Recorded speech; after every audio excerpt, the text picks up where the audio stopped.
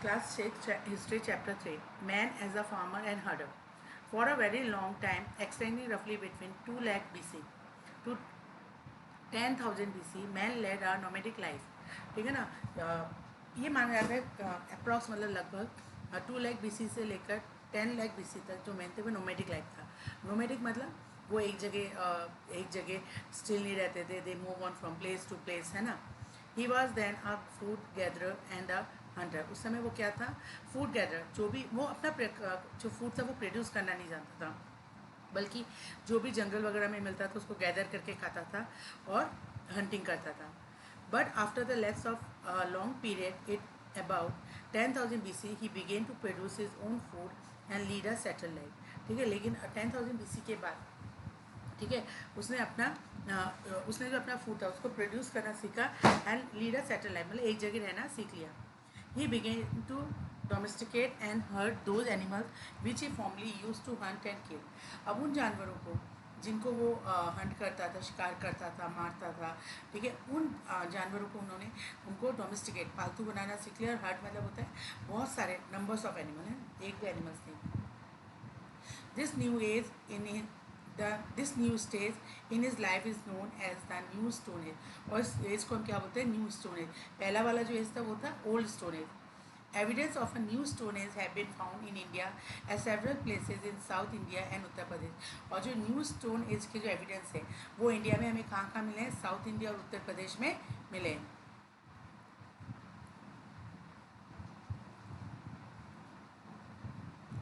Archaeological evidence हमने पीछे पढ़ा था. आर्कोलॉजिकल एविडेंस होते हैं monuments, inscriptions, coin, pots etcetera, है ना. तो हमें कौन कौन से आर्कोलॉजिकल एविडेंस मिले? Archaeological evidence of the neolithical age when man became a farmer and a herder have been found in different parts of India. ठीक है ना. जब न्यूलिथिक एज में जब जो मैन था, ह्यूमन बींग जो था वो फार्मर का काम करने लगा था, हर्डर का काम करने लगा था, उसके हमें बहुत सारे एविडेंस हमें कहाँ मिलते हैं इंडिया में? Specially in the north western and north eastern part of the country. हमें नॉर्थ वेस्टर्न और नॉर्थ ईस्टर्न पार्ट में मिलते हैं. Now man had begun to live in villages, so the archaeologists have found many remains of those villages in northwestern and northeastern part of the country, along with specimen of house, tools, pottery. ठीक है. अब हमने ऊपर पढ़ा कि जो man था वो प्रोड्यूसर बन गया था, सेटल लाइफ, एक सेटल लाइफ में सेटल उसकी जो लाइफ थी वो सेटल हो गई थी. तो सेटल होने की वजह से अब विलेजेस बनने शुरू हो गए थे. और ये विलेजेस हमें कहाँ पे मिले हैं? North western part and north eastern part में मिले हैं. ठीक है ना. इसके साथ साथ हमें उस समय के स्पेसिमेन मतलब उस समय के जो आर्ट थे, हाउस मेकिंग का, टूल्स का, पोट्री का, वो भी हमें बहुत सारे एविडेंस के रूप में मिले. So some of the important sites connected with the neolithic age are the following. अब साइट्स वो जगह होती है जहाँ पे हमें इसके एविडेंस मिले. Sites are those place where we get the evidence of neolithical age. For example, ठीक है, Mehrgarh situated in Baluchistan province of Pakistan. Burzahom, a place about 20 km from Srinagar in Kashmir. Chiran, a place about 40 km west of Patna on the northern side of Ganga. Sarutaru, situated in the hill of Assam. Kachhai, situated in the modern Odisha state. Various states like Maski, Barambiri, Hallur, Kodeka, T. Narsipur and Tekka Kolkara and in are all in Karnataka. ये अलग अलग sites मिली हमें अलग अलग state में जिनका नाम आज है. ये स्टेट जो आज है वहाँ पे ये अलग अलग साइट्स मिली हैं. नागा अर्जुना कोंडा इन आंध्र प्रदेश. ठीक है. अब द न्यूलिथिक और the new stone age 10,000 BC to 4,000 BC. Man in the future characteristics के हैं. ठीक है, पहले हम इसको जो ब्लॉक में वो पढ़ते हैं.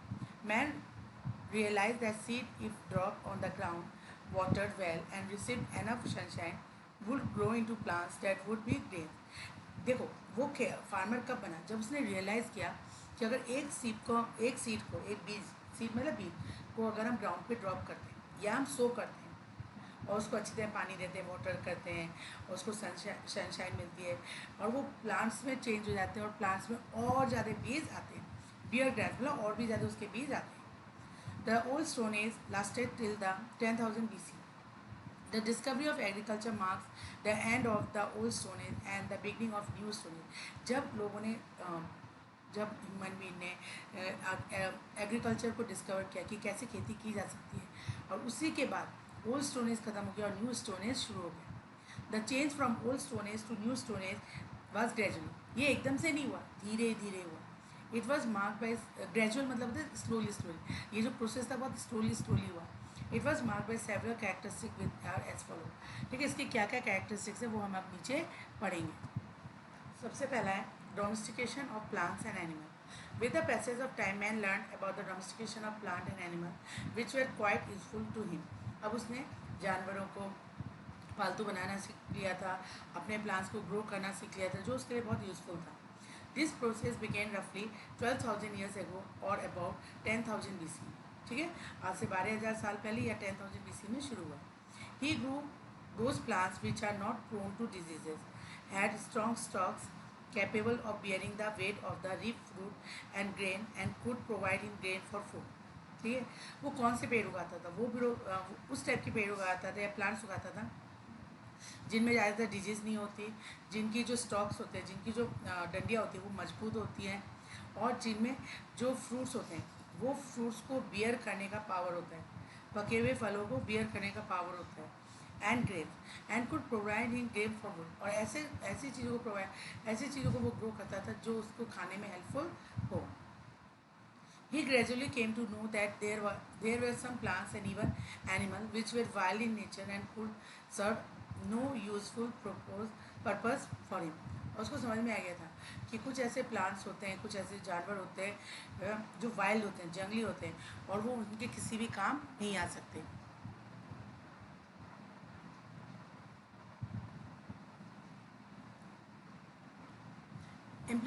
Implication of farming. The man of the implication मतलब फार्मिंग को, मतलब वो अब फार्मिंग करना सीख रहा है। The man of a new stone as discover farming which change his life. ठीक है, उन्होंने फार्मिंग को डिस्कवर किया जिसकी वजह से उनका जो पूरा लाइफ स्टाइल था वो चेंज हो गया। पहले वो एक जगह से दूसरी जगह घूमते रहते थे इन search of food water etcetera. Now they started a settle life, वो एक जगह बसना शुरू हो गए। Man now became a food producer instead of a food gatherer. अब वो फूड प्रोड्यूसर हो गए थे, ना कि फूड गैदर। ठीक है, अब वो क्या बन गए थे? फूड गैदरर से फूड प्रोड्यूसर बन गए थे। And thus became to lead a settle life, और वो एक जगह रहने लगे थे, सेटल लाइफ जीने लगे थे।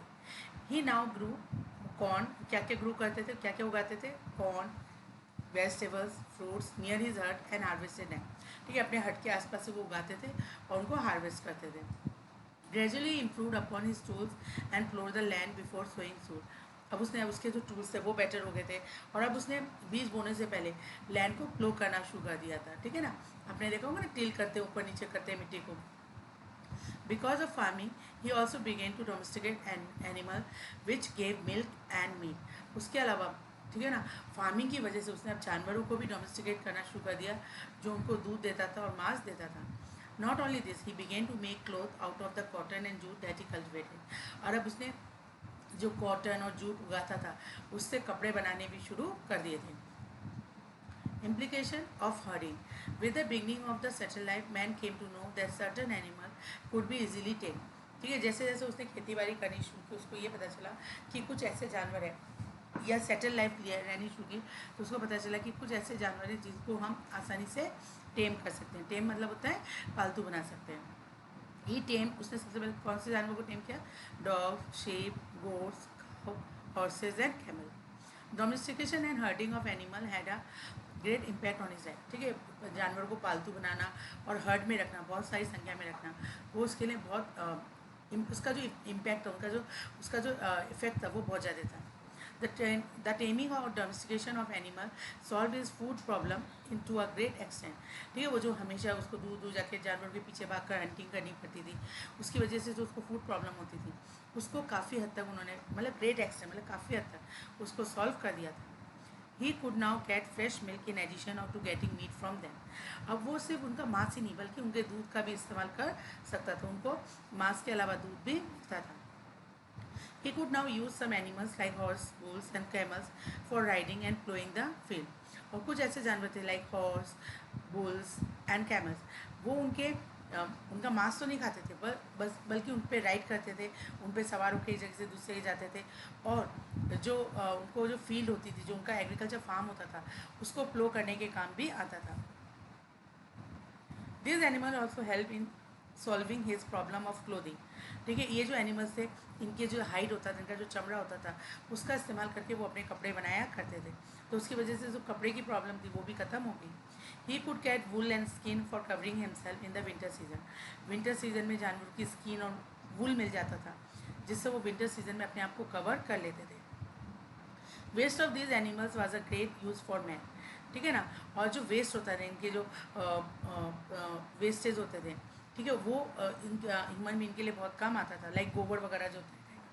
ही use it as manure in his field. वो खाद के रूप में, मैनुअर के रूप में फील्ड में इस्तेमाल करते थे। The cow dung greatly increase the fertility of soil. और जो गाय का गोबर होता था, जो काउ डंग होता था, वो सॉइल फर्टिलिटी को बढ़ाने में बहुत ज़्यादा हेल्प करता था। उसके बाद आया इन्वेंशन ऑफ व्हील। ठीक है, व्हील की खोज, चक्के की खोज। The discovery of the wheel was an important achievement of the man in the Neolithic period. सबसे इम्पॉर्टेंट अचीवमेंट जो था वो था discovery of wheel. Big round trunks of tree began to be use for moving heavy loads. सबसे पहले क्या किया, जो बड़े बड़े पेड़ होते थे, जो गोल पेड़ होते थे ना, उनकी जो ट्रंक्स होते थे, ठीक है, उनका इस्तेमाल करते थे सामान को एक जगह से दूसरी जगह ले जाने में। The wheel was use in horse cart and bullock cars which made transport quite easy. उसके बाद जो व्हील था उसका इस्तेमाल कार्ट के रूप में, चाहे वो हॉर्स कार्ट हो या बुलक कार्ट के हो, उसके रूप में करने लगे, जिससे ट्रांसपोर्ट जो था वो बहुत ज़्यादा आसान हो गया। The wheel was also use for spinning, weaving and in the potter's wheel. अब व्हील का इस्तेमाल जो होता था वो जो धागा बुनने में होता था उसमें भी किया जाने लगा। ठीक है ना, और पॉटर्स व्हील जहाँ पे मिट्टी के बर्तन बनाए जाते हैं उसमें भी किया जाने लगा। The invention of the wheel was thus a major achievement of man in his march towards civilisation. और अपने सिविलाइजेशन के बढ़ते हुए जो जितने भी अचीवमेंट्स हैं, सिविलाइजेशन की तरफ मार्च करते हुए उसके जितने भी अचीवमेंट हैं, उसमें सबसे इम्पॉर्टेंट अचीवमेंट है the invention of wheel. Man needed to store grains and milk. Basket were used to store grains. Milk needed to a different kind of vessel. Hence mud pots were made. ठीक है ना, अब जब वो अनाज उगाता था, जानवर से दूध निकालता था, तो उनको स्टोर करने के लिए भी चाहिए होता था। तो धीरे धीरे उनको स्टोर करने के लिए उन्होंने बास्केट बनाना सीखा, और मिट्टी के बर्तन दूध को स्टोर करने के लिए, मिल्क को स्टोर करने के लिए उसने मिट्टी के बर्तन बनाने सीखे। Invention of pottery. The invention of the potter's wheel facilitated the making earthenware. ठीक है, जब हमने व्हील को इन्वेंट किया और उससे पॉटर्स व्हील, जो आपने देखा होगा ना, मिट्टी के बर्तन बनाने के नीचे एक व्हील होती है जो घूमती रहती है, उसके ऊपर से वो करते हैं। ठीक है ना, तो उसकी वजह से जो अर्थवेयर्स, जो मिट्टी के बर्तन होते थे, वो बहुत आसानी से बनने लगे। Now man began to design different types of pots for his daily life. अब वो अलग अलग प्रकार के पॉट्स बनाने लगा। It made his life easier in many ways. और उसकी वजह से उसकी जो लाइफ थी वो बहुत ज़्यादा ईजियर हो गई। He could now store food grains which were in surplus. अब वो जो फूड ग्रेन था, जो उसको नहीं चाहिए होता था, मतलब धीरे धीरे चाहिए होगा, सरप्लस मतलब अतिरिक्त, जो अतिरिक्त होता था उसको वो सेव कर लेता था, उसको उसमें स्टोर कर लेता था। ही ऑल्सो स्टोर वाटर, उसको पानी स्टोर करना आ गया। He now cook food in vessels. अब उन बर्तनों में उन्होंने खाना बनाना सीख लिया। Importance of using tools and weapons. The neolithical man greatly improve his tools. उनके जो टूल्स थे, ठीक है ना, देखो कितने शार्प हो गए, एजेस हो गए। And weapons, his tools and weapons way still made of stone, but now they way far better and sharper. अभी भी वो स्टोन टूल्स का इस्तेमाल करते थे, लेकिन वो पहले से बेटर क्वालिटी के थे और शार्प, बहुत ज़्यादा शार्प थे, ठीक है, जिससे ईजिली आप किसी भी चीज़ को काट सकते हो। जैसे आप देखते हो ना, घर में नाइफ होता है, ठीक है, कुछ ब्लंट हो जाते हैं तो करता नहीं है, कुछ शार्प होता है जिससे आसानी से कट जाता है। तो इनके जो टूल्स और वेपन्स थे वो बहुत ज़्यादा फार बेटर हो गए थे और शार्पर हो गए थे। He also polish them so that they could last longer. और उसको अब उसने ऊपर से पॉलिश करना शुरू कर दिया, जिससे लंबे समय तक चल सकें। Beside hunting, he used these tools for other purpose as well, while man in the Paleolithic age or the old stone age। ठीक है ना, अब इस टूल का इस्तेमाल हंटिंग के अलावा भी अलग अलग पर्पज़ के लिए किया जाने लगा, जो पैथोलिथिक एज और ओल्ड स्टोन एज में किया जाता था। लाइक यूज हैंड एक्स का इस्तेमाल करते थे, chopper, the flake implements and as his tool. ठीक है, फ्लेक इम्प्लीमेंट्स के रूप में जो होते थे उनको टूल्स के रूप में इस्तेमाल करते थे। He however develop and use axe. अब उसने क्या क्या डेवलप किया, axe, sickles, bow and arrows. ठीक है, ये जो थे, ये जितने भी हैं उसने न्यू ये जो थे पुराने, ये जो थे,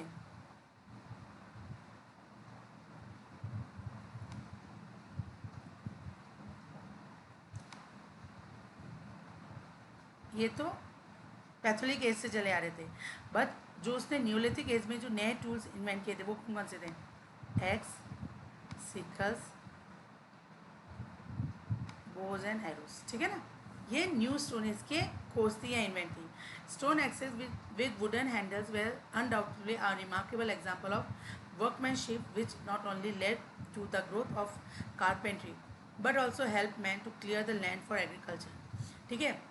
अब उसने वुड, जो स्टोन एक्स होता है उसके पीछे वुड हैंडल लगा के जब उसने इस्तेमाल करना शुरू किया तो वो उसके स्किल को बताता था कि वो कितना स्किल था, कि उसको लकड़ी का भी यूज़ करना आता था और स्टोन का भी यूज़ करना आता था। और उसकी वजह से जो हैंड एक्स होता था, जो वुडन एक्स होता था, उसकी वजह से उसने अब खेतों को, जो बड़े बड़े पेड़ होते थे उनको काट के एग्रीकल्चर के लिए लैंड लेना शुरू कर दिया था। Sickle also help him in cutting and getting crop. और जो सिकल था, ठीक है ना, उससे वो जो क्रॉप्स ग्रो होते थे उनको हार्वेस्ट करने के काम लाता था। Man made two types of stone, core tools and flake tools, ठीक है ना। Core tools were use for making other tools and flake tools were made from smaller piece of stone. वो दो प्रकार के टूल्स बनाता था, कोर टूल्स और फ्लेक टूल्स। कोर टूल्स होता है वो जो भी other tools were use for making other tool, दूसरे टूल्स को बनाने के काम आता था। जबकि फ्लेक टूल्स होता है they are made from smaller piece of stone, जो छोटे छोटे स्टोन पीस होते थे उनसे बनाए जाते थे। Beginning of settle life, pit house. Now man did not live in, अब वो केव्स में नहीं रहते थे, गुफाओं में नहीं रहते थे। He began to lead a settle life, अब उसने एक सेटल लाइफ मतलब एक जगह रहना सीख लिया था। The discovery of agriculture coupled with the domestication of animal help him a lot in this direction। जब उसने खेती करना सीखा, उसके साथ उसने जानवरों को पालना सीखा, इसकी वजह से उसको बहुत ज़्यादा हेल्प मिली। He now began to live in huts, अब उन्होंने झोपड़ियों में रहना शुरू कर दिया, हर्ट्स में रहना शुरू कर दिया। Archaeological with great efforts have been successful in tracing out huts and even houses at certain places. जो हमारे आर्कोलॉजिस्ट हैं, जो ये स्टडी करते हैं हिस्ट्री को, उन्होंने बहुत सारे एफर्ट किए और उनको बहुत सारे ऐसे ट्रेसिंग मिले हैं, किसके? हर्ट्स के और कुछ घरों के। In certain hilly area such as Burzahom in Kashmir people build pit houses dug into the earth to cope with the cold climate, ठीक है। बोरजाम जो कश्मीर में है वहाँ पे पिट हाउस मतलब ज़मीन के नीचे गड्ढा बना के वो रहा करते थे, जिससे वहाँ पे जो ठंड है उसको कोप अप कर सकें, मतलब उसको सहन कर सकें। In normal climate, they could look outside the hut, but in cold weather, they could even cool with the hut, especially in the pit houses. ठीक है ना, जब नॉर्मल टाइम होता था तो वो बाहर आ जाते थे, बाहर हट बना के रहा करते थे, और जब कोल्ड वेदर होता था तो वो अपने आप को पिट हाउस में छुपा लेते थे, जिससे वो जो वहाँ का ठंड है, कोल्ड है, उसको वो कोप अप कर सकें। He was no more a wanderer in search of food, अब वो फूड के सर्च में इधर से उधर नहीं घूमता। वेंडर मतलब moving from one place to another place. His life became settle and the hunting man of the old stone age became a shepherd who tame the few of the wild animals. अब उसकी life जो थी वो settle हो गई थी, वो hunting करता था। And the hunting man of the old state, जो ओल्ड स्टोन एज का जो हंटिंग था, हंटर था, अब वो क्या बन गया था? शेपर्ड बन गया था, चरवाहा बन गया था, जो कुछ वाइल्ड एनिमल्स को डोमेस्टिकेट करता था। He had domesticate such cattle as cow, sheep and goat, ठीक है। उसने कुछ ऐसे जानवर जो दूध देते थे, like cow, sheep and goat, उसको उसने डोमेस्टिकेट करना शुरू किया। He use the horse for riding and carrying the load, ठीक है। वो हॉर्स को भी डोमेस्टिकेट करता था, जिसका इस्तेमाल वो राइडिंग के लिए और कोई भी सामान को लोड करने के लिए यूज़ करता था या कैरी करने के लिए यूज़ करता था। The dogs became his faithful friends and guarded his heard of cattle and his heard. और डॉग को उसने क्यों डोमेस्टिकेट किया? क्योंकि वो फेथफुल फ्रेंड था, जो उसके जो जानवर थे उसको गार्ड करता था और उसके घर को गार्ड करता था। Now he moved not in search of food but in search of pasture for his, अब वो अपने खाने की तलाश में नहीं जाता था, बल्कि अपने जानवरों के चारे की तलाश में एक जगह से दूसरी जगह जाया, मतलब इधर उधर सर्च करता था। वो चारा सर्च करने के लिए इधर उधर घूमता था। Now there are some kind of division of labor. Some people till the land, other made tools, still other made pots and such other things are as were required by the people. अब जो था division of work हो गया था, कुछ खेत में काम करते थे, कुछ टूल्स बनाते थे, कुछ पॉट्स बनाते थे, और उस समय की जो ज़रूरतें होती थी उनको वो बनाया करते थे। अब ये कंपैरिजन है between palaeolithic old stone age and new stone age. Number one is it started from 2 million years ago, about 12,000 years ago. ठीक है, ये 2 million years ago से लेकर 12,000 years तक चला. In other words, we can say that it is extended roughly from 2 million to 10,000 BC. ये it is lasted from about 12,000 years ago up to 6,000 years ago. ठीक है, ये 12,000 से लेकर 6,000 BC तक चला. In other words, we can say between 10,000 BC to 4,000 BC. Food. Man gathered and hunted his food. वो gather करता था और शिकार करता था. Man produced his food from a food gatherer. He became a food producer. अब वो food gather नहीं करता था बल्कि अपना फूड खुद प्रोड्यूस करता था. Animal. He did not tame animal, he only hunted them. वो किसी भी जानवर को पालतू नहीं बनाता था बल्कि उनका शिकार करता था. He began to domesticate of animal for cultivation, riding and carrying on road.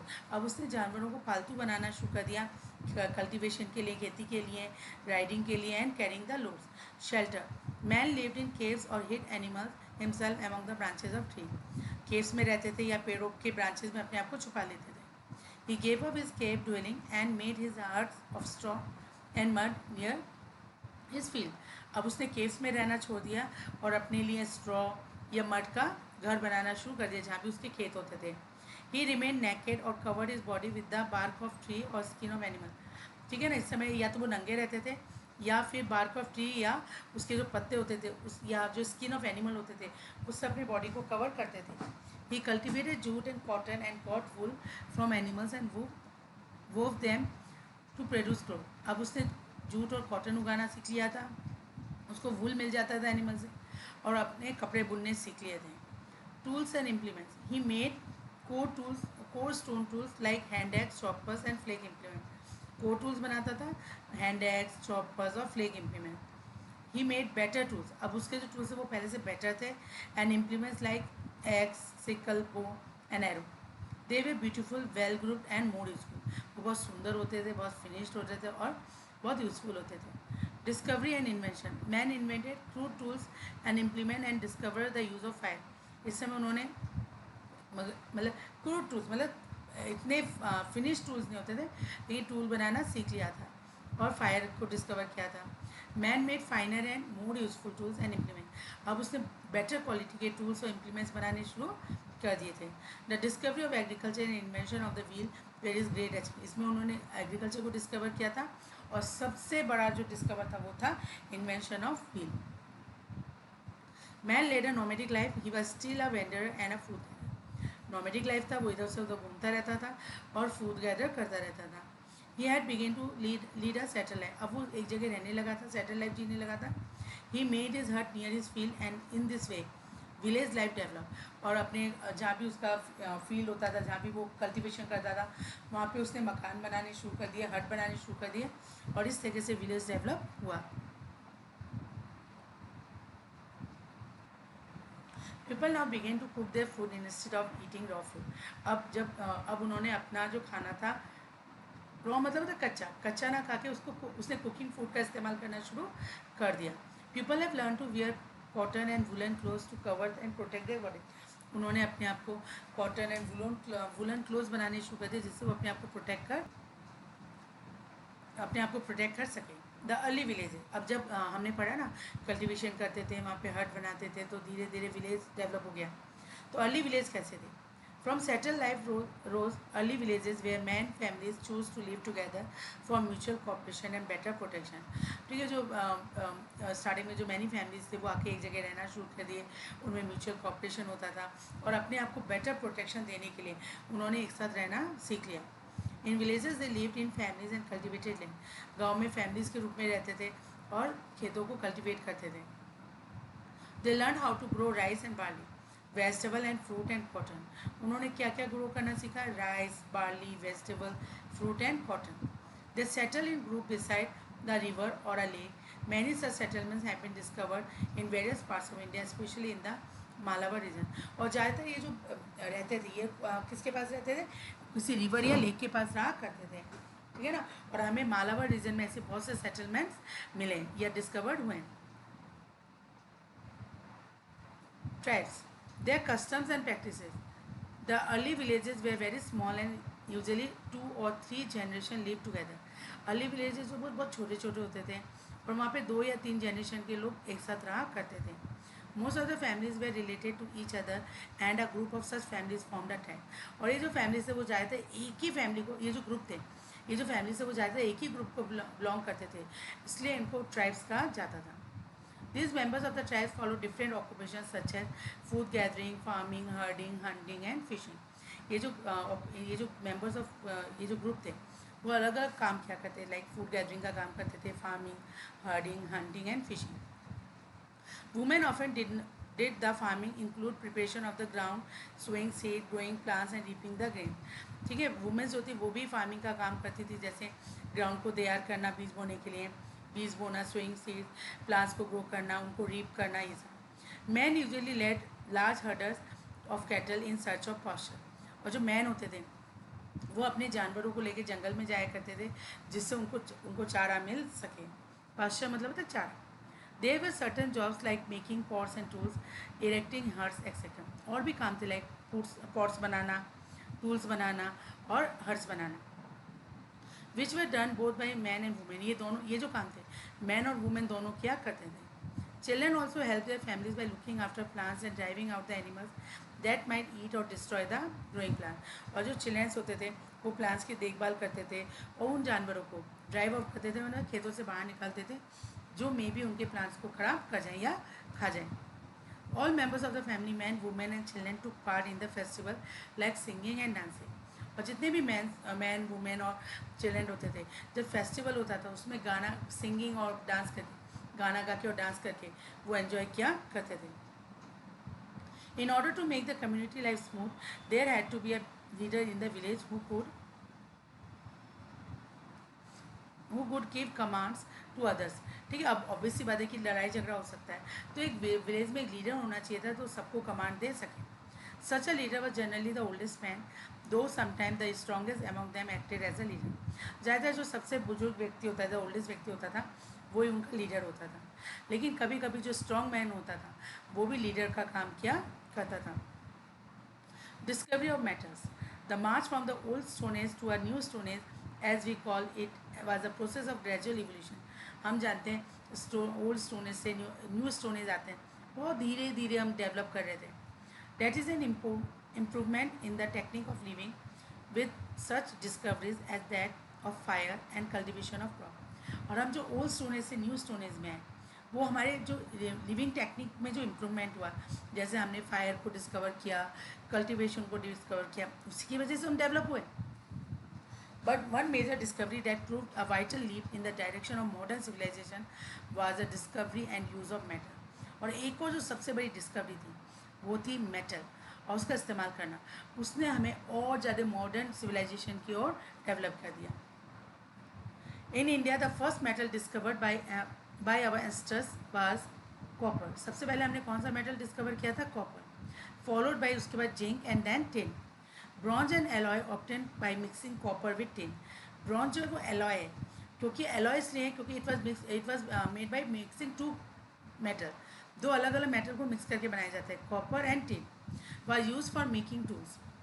और इसके जितने भी हमें मेटल्स मिले इनका इस्तेमाल हम टूल्स बनाने में, वेपन्स बनाने में और यूटेंसिल्स जानते हो, बर्तन बनाने में किया जाता है।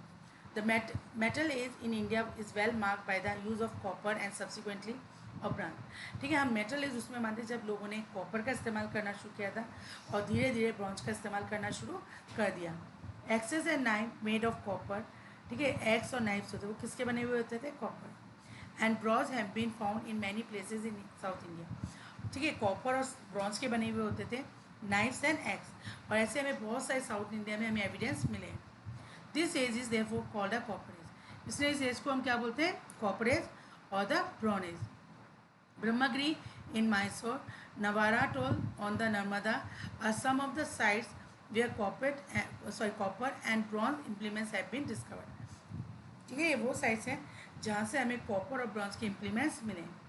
Then there was iron age in India, और उसके बाद आता है iron age. The iron use iron in so many ways. जो आयरन्स थे वो आयरन का अलग अलग रूप में इस्तेमाल किया करते थे। The discovery and use of metal is an event of great importance in the history of mankind. ठीक है, मेटल को डिस्कवर करना और उसका इस्तेमाल करना, ठीक है, पूरे जो मैनकाइंड की हिस्ट्री है, इंसानों की जो हिस्ट्री है, उसमें बहुत इंपॉर्टेंस रखती है। Metals were definitely more durable than stone, ठीक है, मेटल जो होता है वो बहुत ड्यूरेबल होता है, वो लंबे समय तक चलता है, हार्ड होता है, उसको आसानी से यूज़ किया जा सकता है। So they could be use for making stronger tools and implement, इसलिए इनसे स्टोन के अगर कंपैरिजन में देखा जाए तो इनसे ज़्यादा स्ट्रॉन्गर टूल्स और इम्प्लीमेंट्स बनाए जाते हैं। रिलीजियस फेथ, ठीक है, उस समय उनकी क्या रिलीजियस फेथ थी। In the old stone age man was always busy in gathering his food and stone hunting animals, he had no time to think about religion. उस समय तो बेचारा बिजी रहता था कि कहाँ से उसको खाने को मिलेगा, कैसे वो जानवर को हंट करेगा, उसके पीछे भागना पड़ता था, तो उसके पास टाइम ही नहीं था ये सोचने का कि धर्म क्या होता है या रिलीजन क्या होता है। But in the chalcolithical age this has greatly change, लेकिन जब कैलोलिथिकल एज आता है इसमें बहुत ज़्यादा चेंजेस देखने को मिलते हैं। He began to worship and benevolent powers of nature, अब उसने जो भी नेचर की पावर थी उसकी पूजा करनी शुरू कर दी, like sun God, the sky god and the earth goddess. Priests offered prayers and sang hymns in their prayer. ठीक है, जो प्रीस्ट होते थे, पुजारी होते थे, वो प्रेयर करते थे और उनके उसमें मंत्र, हिम्स मतलब तो मंत्र उनकी तारीफ में गाया करते थे। Death was still a mystery, लेकिन आज तक जो डेथ होती है वो एक मिस्ट्री थी। Some regarded it as a journey into other world from where nobody where return, कुछ लोग ये मानते थे कि डेथ का मतलब है कि आप दूसरे वर्ल्ड में जा रहे हो और वहाँ से कोई वापस नहीं आता।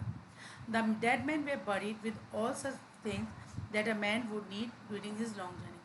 और डेथ, जब आदमी मर जाता था उसके साथ जो भी चीज़ें होती थी, उसकी जो भी चीज़ें होती थी, उनकी जो भी बिलोंगिंग्स होती थी, उनको भी उनके साथ बरीड कर दिया जाता था, दफना दिया जाता था, क्योंकि वो जब दूसरे वर्ल्ड में जाएगा तो उसको ये सब चीज़ों की, रास्ते में जर्नी करते वक्त इन सब चीज़ों की ज़रूरत पड़ेगी।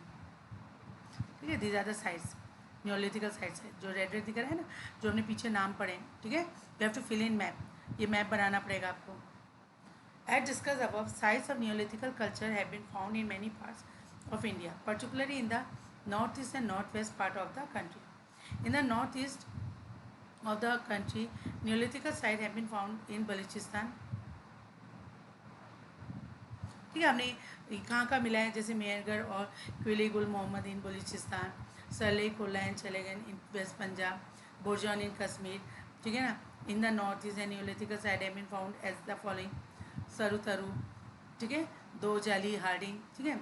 अब हम इसमें कुछ इंपॉर्टेंट साइट्स के बारे में पढ़ेंगे। नंबर 1 है Mehrgarh. The settlement found at this site is attribute to 7000 BC। यहाँ पे जो साइट्स मिले वो माना जाता है कि 7000 BC की हैं। This place lies near in Balochistan, ठीक है, आप प्रोविंस ऑफ पाकिस्तान, ये कहाँ पे, बलूचिस्तान में। It is located near the Bolan pass which for centuries serve as an important route between India and Iran, ठीक है। और ये जो बोलन पास के पास है एक जगह जो हमेशा इंडिया और ईरान के बीच में रूट का काम करता है, मतलब इंडिया से ईरान जाना हो या ईरान से इंडिया आना हो तो ये इस रास्ते से होकर आते थे। This people way well advance, यहाँ के जो लोग थे वो बहुत ज़्यादा एडवांस थे, ठीक है, वो बहुत नई नई टेक्नोलॉजी जानते थे। दे प्रोड्यूस वीट, वो वीट प्रोड्यूस करते थे, कॉटन, ठीक है ना, कॉटन प्रोड्यूस करते थे। Lived in mud bricks house, वो मिट्टी की बनी हुई ईंटों के घरों में रहते थे। According to some scholars, Mehrgarh was probably of those places where man learned to grow barley and wheat and rear sheep and goats for the first time। कुछ जो हिस्टोरियंस और स्कॉलर्स उनका कहना है कि मेहरगढ़ वो जगह थी जहाँ सबसे पहले लोगों ने बार्ली और वीट ग्रो करना सीखा था, शिप और गोट को पालना सीखा था। It is also one of the earliest village to that has discovered by archaeological by estimating this settlement. और ये यहाँ पे हमें ये भी माना जाता है कि मे बी ये यहाँ पे सबसे पहला अर्लीस्ट विलेज बना जो हमने एक्सकेवेट में सेटलमेंट में काम किया। They found the skeleton of bones of different animals both tamed and wild like deer, pigs, sheep, goats and cattle. और हमें कैसे पता चल रहा है यहाँ पे कभी गांव रहा होगा या विलेज रहा होगा, वो क्योंकि यहाँ पे बहुत सारे स्केलेटन मिले, बोन्स मिले, पालतू जानवरों के भी और जंगली जानवरों के भी, लाइक वाइल्ड, लाइक डियर, ये सब वाइल्ड होते हैं, पिग्स, ठीक है, वाइल्ड होते हैं, शीप, गोट एंड कैटल क्या होते हैं, डोमेस्टिकेट एनिमल होते हैं। Remain of both square and rectangular house have been found at Mehrgarh, ठीक है, यहाँ पे हमें बहुत से स्क्वायर डिज़ाइन में, रेक्टेंगुलर डिज़ाइन में घर मिले। Each house had many compartments to live and store grain. और हाउस होते हैं उसमें अलग अलग कंपार्टमेंट होते थे रहने के लिए या ग्रेन वगैरह को स्टोर करने के लिए। जैसे हम लोग के घर होते हैं ना, एक कमरा होता है रसोई का, एक कमरा गोदाम घर होता है, या जहाँ पे हम स्टोर हाउस बनाते हैं, ऐसे अलग अलग कमरे मिले। ठीक है। Several burial sites have also been found at Mehergarh, which suggests that people paid respect to their dead relative and ancestors. ठीक है, कुछ हमें कुछ ब्यूरल साइट्स मिले जहाँ पे लोगों को दफनाया जाता था, और उससे पता चलता है कि उनके जो रिलेटिव्स या एंसेस्टर्स थे उनके प्रति उनके मन में बहुत ज़्यादा रेस्पेक्ट थी। From the excavation of this site, it has been found that in the initial stage before 5000 BC, these people did not use any pottery. लेकिन कुछ जगहों पे हमें एक्सकवेशन से ये पता चला है 5000 BC से पहले इन लोगों को पोट्री का इस्तेमाल करना नहीं आता था, या जो शुरुआत एजेस थे, इनिशियल स्टेजेस थे, उस समय ये लोग पोट्री का इस्तेमाल नहीं करते थे। सेकेंड है भोजन। This site lies 16 kilometre north west of Srinagar in Kashmir. ठीक है, श्रीनगर कश्मीर के श्रीनगर से अगर 60 किलोमीटर नॉर्थ वेस्ट में जाएंगे तो हमें ये साइट मिलेगी। Some of the distinguished characteristic of the neolithical culture are is dwelling pits. सबसे इंपॉर्टेंट चीज़ है यहाँ पे जो पिट्स मिले, a great variety of stone and bone tools. ठीक है, अलग अलग प्रकार के स्टोन और बो टूल्स मिले। A large number of ceramic clay pottery मिली है, but complete absence of microliths. ठीक है, यहाँ पे स्टोन के बने हुए हमें टूल्स नहीं मिले। स्मॉल स्टोन इम्प्लीमेंट्स मतलब छोटे छोटे पत्थरों से बने हुए टूल्स नहीं मिले। They lived on the lake side. ठीक है, वो ज़्यादातर लेक के पास रहते थे इन पिट्स, ज़मीन के अंदर गड्ढा करके। And depend on hunting, fishing and agriculture. और उनका जो ऑक्यूपेशन था वो क्या था, हंटिंग था, फिशिंग था और agriculture. This people use not only polish tools and stone but what is more interesting, they use numerous tools and weapons made of bones। ठीक है, वो सिर्फ पॉलिश टूल्स और जो स्टोन के बने हुए थे तो उनका इस्तेमाल नहीं करते थे, बल्कि वो बोन से बने हुए टूल्स और वेपन्स का भी इस्तेमाल करते थे। Another interesting thing about these peoples was that they used to bury domestic dog with their master in the grave। और यहाँ पे वो सबसे इम्पोर्टेंट चीज़ जो हमें देखने में आया है वो ये है कि जब कोई इंसान मर जाता था तो उसका जो डॉग होता था, जो पालतू कुत्ता होता था, उसको भी उसके कब्र के, ग्रेव मतलब कब्र जहाँ पे उसको दफनाया जाता, उसके साथ उसको ग्रेव में डाल दिया जाता था, दफना दिया जाता था। Pit dwelling and place of god in dog in the graves of the master were not the practice of the neolithical people in any other part of India. Pit बनाना, कुत्ते को अपने स्वामी के साथ ग्रेव कर देना, मास्टर के साथ ग्रेव कर देना, किसी और हमने कहीं और नहीं देखा, और किसी भी न्यूलिथिक पीरियड में हमने ऐसा नहीं देखा। मतलब जहाँ भी हम उसके साइट्स मिले हमें ऐसा कोई भी एविडेंस नहीं मिला है except in Burzahom. The earliest date of Burzahom is place by the archaeological is about 2400 BC। माना जाता है ये कब का है, 2400 BC का है। सरू तारू। This site lies near Guwahati in north west eastern part of India. ठीक है, ये गुवाहाटी के नॉर्थ ईस्टर्न पार्ट में मिलता है। अगर हम उसे थोड़ा गुवाहाटी के नॉर्थ ईस्टर्न पार्ट में जाएंगे तो सरुतारू हमें मिलेगा। A large number of Neolithical tools have been recovered in Sarutaru and the adjoining hills of Assam and Garo hills of Meghalaya। ठीक है, हमें यहाँ पे न्यूलिथिकल टूल्स मिले हैं।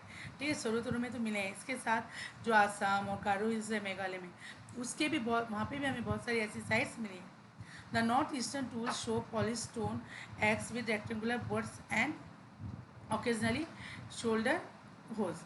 ठीक है ना, और हमें यहाँ पे बहुत सारे पॉलिश स्टोन एक्स मिले हैं जिसमें रेक्टेंगुलर बट चौड़ा बट लगा रहता है। बट मतलब पीछे जो हाथ पकड़ने वाला हाथ होता है, पकड़ने वाली चीज़ होती है ना, जिसे हम लोग आजकल देखते हैं, पीछे एक लकड़ी का होता है जिससे हम पकड़ते हैं। And occasionally shoulder hoes. ठीक है, हमें बहुत सारे शोल्डर होज भी मिले।